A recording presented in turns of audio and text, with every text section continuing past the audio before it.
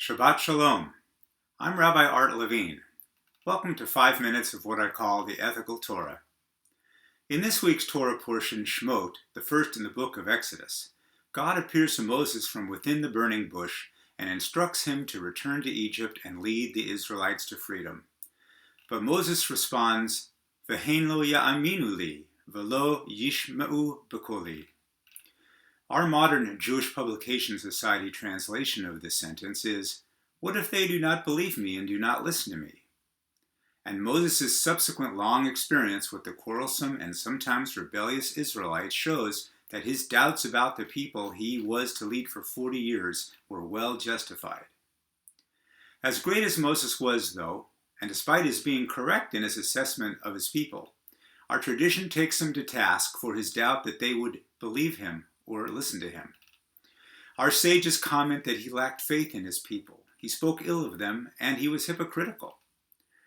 Regarding his lack of faith and his lashon hara, his evil speech, as I have indicated, our modern translation of his reply to God is, "What if they do not believe me?"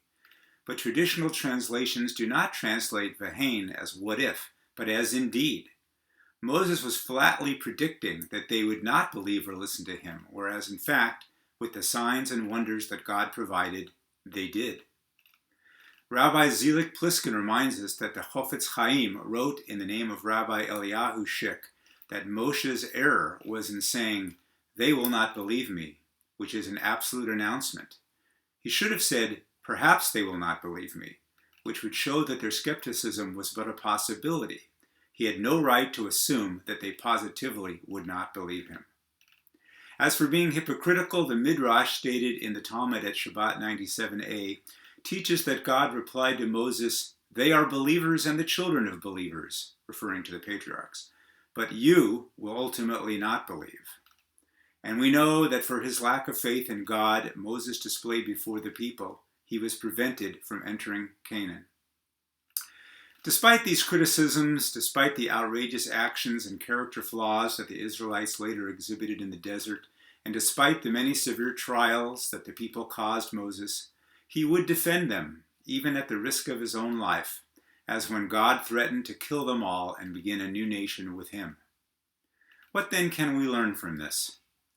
That although people are flawed, it is nevertheless our obligation to think well of them, to give them the benefit of the doubt, to encourage them, to believe them and in them, and to preserve and protect their dignity and self-respect. When it is necessary to criticize the conduct of others, we must be strictly factual, never exaggerating their misbehavior. Keeping our own faults in mind will also help us to temper our judgment. And even when people test and try us and others criticize them in our presence, we should usually speak up to defend who they are, even while not defending what they have done. In Rabbi Jonathan Sacks of blessed memory's description, we must strive to meet that most difficult of moral challenges, to combine prescription and compassion. These lessons can perhaps be aptly summarized by the rallying cry of the 1960s civil rights movement that sought to expand and protect human dignity. When we judge and characterize others, we must keep the faith. Moses needed to ramp up his faith in his people, and so often must we. The divine exists within everyone, even when they falter. All this we can learn from a few words of Torah. For much more information on the many ethical teachings in this week's Torah portion and throughout Torah, please visit theethicaltorah.com. Thanks for watching, and may you have a peaceful and blessed Shabbat.